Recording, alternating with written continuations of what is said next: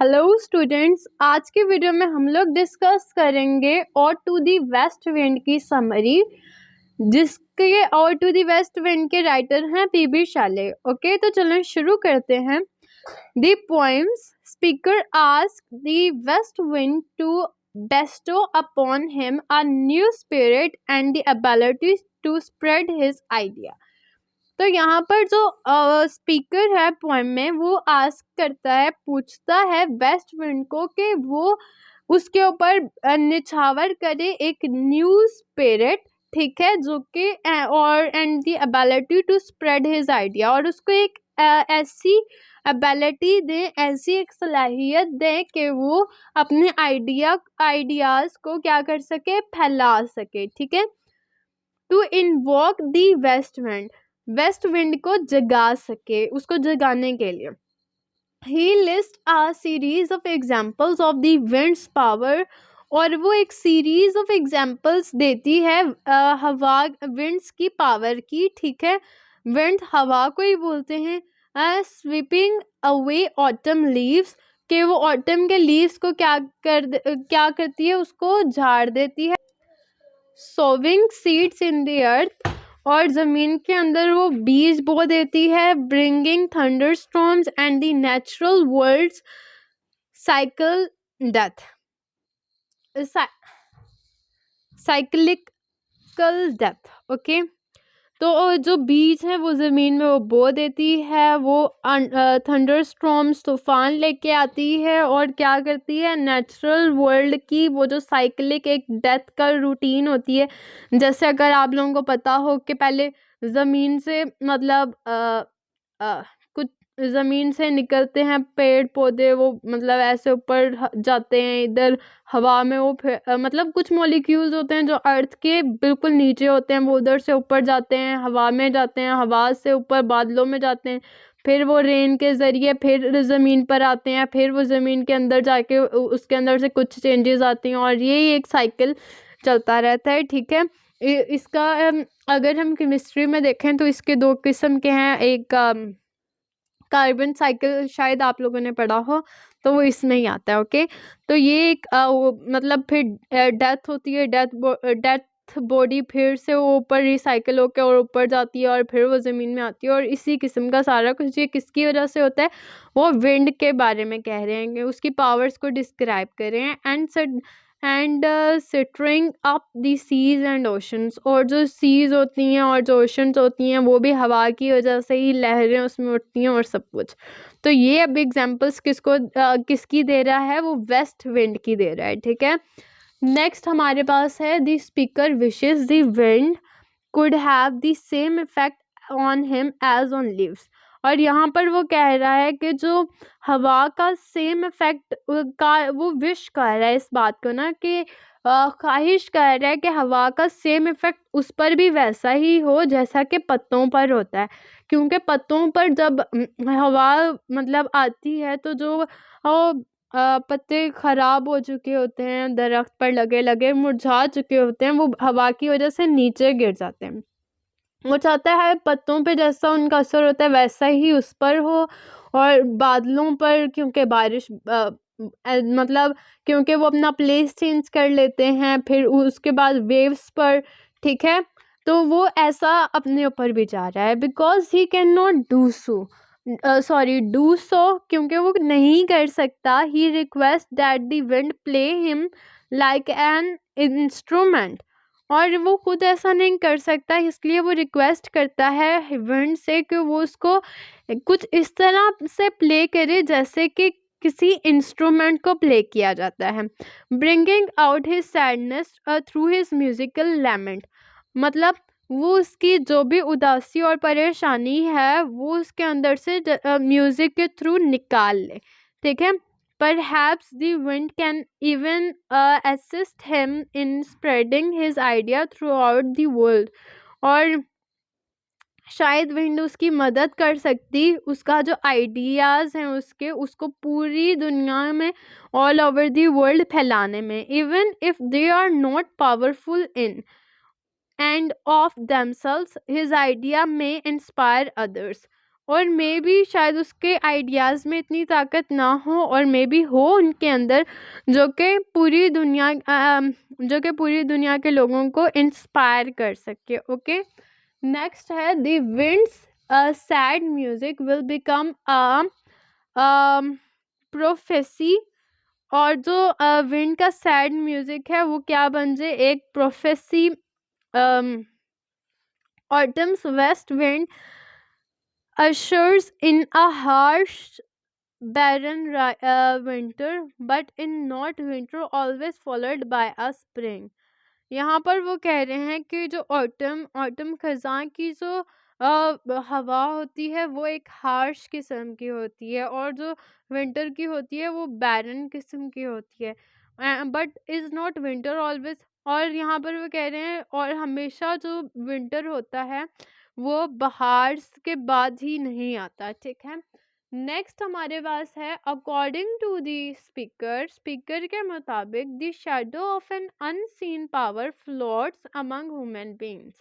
तो एक जो अनसीन पावर का जो शैडो है ना वो हर इंसान के मतलब इर्द गिर्द कहीं ना कहीं फ्लोट करता है, मतलब घूमता है। ठीक है, occasionally paying a visit to human hearts manifested in summer winds, visited to human hearts। और occasionally जो ह्यूमन हार्ट के जो विजिट्स होते हैं वो विंड ही करती है समर में।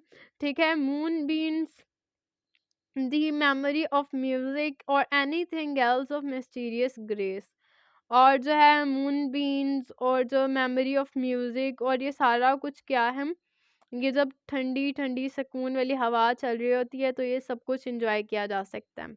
Okay, addressing this spirit of beauty, ये एक स्पिरिट ऑफ ब्यूटी को बयान करते हुए बताते हुए this speaker inquires about where it has gone and why. ये मतलब इसको बयान करते हुए वो कहता है कि किधर चली गई है, मतलब इसका सवाल करता है कि किधर चली गई और क्यों चली गई। The world in such a state of desolation when it departs, why human hearts can feel such hope and love when it is present, but such despair and hatred when it departs। तो यहाँ पर वो कह रहा है कि क्यों चली गई इस हालत में कि जो हमारा जो ह्यूमन हर्ट्स हैं वो डिसोलेशन की तरफ जा रहे हैं। ठीक है, और यहाँ पर मतलब डिसोलेशन मतलब not in a well situation में भी हम ये कह सकते हैं। ठीक है, may be going toward destroying और ऐसा सब कुछ। तो यहाँ पर वो कह रहे हैं कि जब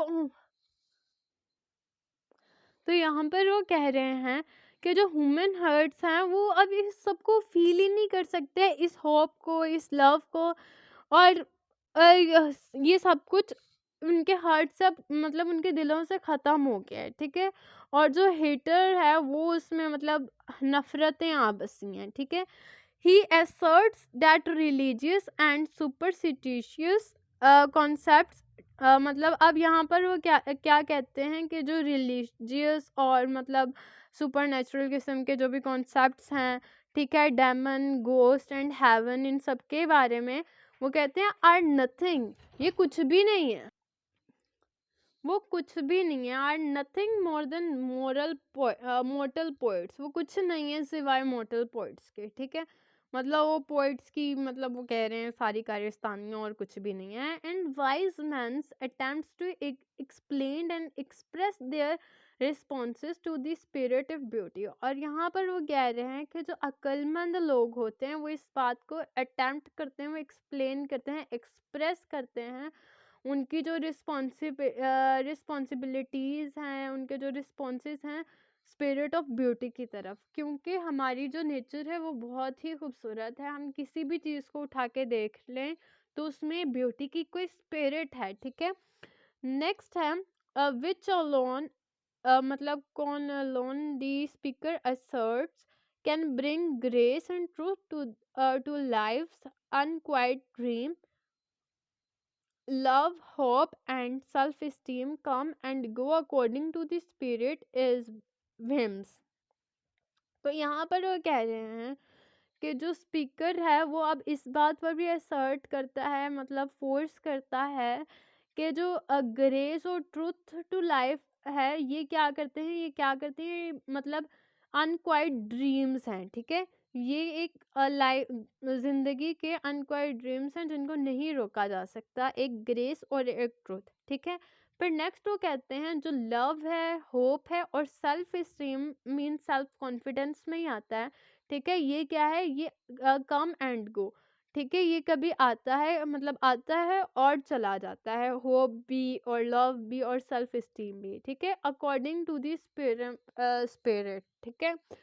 if they stayed in human heart permanently, अगली बात वो क्या करते हैं कि अगर ये ह्यूमन हर्ट में परमानेंटली रहे, rather than coming and going unpredictably, मतलब बजाय इसके कि वो आए और जाए, मतलब इजाजत के बगैर, में भी man would be immortal and omnipotent. यहाँ पर वो कह रहे हैं कि अगर ये मतलब हमेशा के लिए उसमें रहे ना, तो एक मैन क्या हो जाएगा, वह इमोर्टल हो जाएगा, ठीक है। मतलब उसका कोई एंड नहीं होगा, मतलब कोई नतीजा नहीं होगा उसकी किसी भी चीज़ का, ठीक है। और वो उसकी ये वाली चीज़ों की इतनी वैल्यू भी नहीं रहेगी, ठीक है। नेक्स्ट पैरा पे अगर हम आए तो हमारे पास है this spirit inspires lovers and nourishes thought. अब वो क्या कह रहे हैं, जो स्पिरिट है वो क्या करती है, वो इंस्पायर करती है प्यार करने वालों को, और नॉरिशेस मतलब निखारती है सोचों को, and the speaker begs the spirit to remain even after his life has ended. और स्पीकर अब यहाँ पर इस बात की मतलब भीख मांगता है, या मतलब इस बात की ख्वाहिश मतलब इस तरह का करता है कि वो चाहते हैं कि स्पिरिट जो है ना, वो हमेशा उसके साथ रहे उसकी जिंदगी के एंड तक, ठीक है, फेयरिंग डेथ विल कम। और यहाँ पर वो कह रहे हैं जो खौफ होता है उसकी जो डेथ होती है वो हो जाती है, ठीक है, मतलब वो खत्म हो जाता है, आ डार्क रियलिटी, जो कि एक बहुत ही अंधेरे वाली हकीकत है विदाउट इट, इसके बगैर, ठीक है। मतलब फेयर के बगैर, फेयर की डेथ जो है become a dark reality without it, मगर स्पिरिट नहीं होगी, ठीक है। नेक्स्ट है the speaker recalls data dad as a child. अब यहाँ पर स्पीकर अब इस बात को याद करता है कि जब वो छोटा मतलब बच्चा था, he sought for ghosts and traveled through caves and forests in search of the departed dead, but it was not until the spirit shadow fell across him। और यहाँ पर वो कह रहे हैं कि जब वो चाइल्ड थे वो मतलब गोस्ट वगैरह की मतलब उनको देखना चाहते थे, ओके। तो फिर जिसकी वजह से उन्होंने ट्रैवल किया केव्स और फॉरेस्ट वगैरह में, ठीक है, और सर्च किया मतलब जो मतलब लोग जिन लोगों की डेथ हो चुकी थी उनके मतलब क्या वे एग्जिस्ट करते हैं उसके बाद में, उसके बारे में उन्होंने केव्स और फॉरेस्ट में जाकर सर्च किया, ठीक है। नेक्स्ट लेकिन उनको कुछ नहीं मिला, सिवाय एक स्पिरिट शैडो के जो कि उनके करीब था, मतलब हमारी सोच को ही वो कह रहे हैं, उसका ही वो एक अक्स होता है, हकीकत कुछ नहीं होती, ठीक है। that he pondered deeply on the lot of life outdoors in the spring, और जो कि उसको हर जगह उसकी थ्रू आउट लाइफ में उसको नज़र आया, स्प्रिंग में आउटडोर्स इन द स्प्रिंग में नज़र आया, मतलब जब बाहर आई होती है तब बाहर सारा उसको यही सब कुछ नज़र आया, ठीक है। that he encountered transcendence, और उन्हें इनकाउंटर किया ट्रांसेंडेंस को, मतलब इसको चेंजिंग बोलते हैं, ठीक है उसको। नेक्स्ट वो कहते हैं आई श्रेक्ड एंड क्लैस्प्ड माई हैंड इन इस से ही रिकॉल्स। इस बात को मतलब ये उनकी एक लाइन है जिसको उनने मतलब दोहराया। he then vowed to devote his life to the spirit of beauty, और फिर उसके बाद उन्होंने अपनी लाइफ को किसकी तरफ टर्न किया, स्पिरिट ऑफ ब्यूटी की तरफ। Now he asserts that he has kept his oath every joy he has ever known has been in connected to the hope that the awful loveliness would liberate the world from slavery and complete his words. Okay, तो उनने मतलब इन सबको search किया, उनको कुछ नहीं मिला। फिर उसके बाद और टू वेस्ट विंड में वो ये कहते हैं कि उनने मतलब अपने स्पिरिट ऑफ ब्यूटी को मतलब फाउंड किया और उन्होंने कहा हम हकीकत में सब कुछ वही है जो कि हम लोग मतलब देखते हैं, फील करते हैं, और ये वाली जो सारी चीज़ें हैं मतलब ये कुछ भी नहीं है, ठीक है।